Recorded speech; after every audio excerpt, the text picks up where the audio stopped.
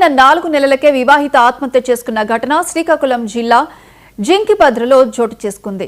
తామాడ సాయి అనులకు అక్టోబర్లో పెళ్లి జరిగింది. ప్రస్తుతం అను 3 నెలల గర్భిణి. పుణ్యక్షేత్రాల నుంచి నిన్ననే ఇంటికి వచ్చిన అను ఈ రోజు ఉదయం ఉరివేసుకుని సూసైడ్ చేసుకుంది. దీంతో మృతురాలి తల్లిదండ్రులు సాయిపై అనుమానం వ్యక్తం చేస్తున్నారు.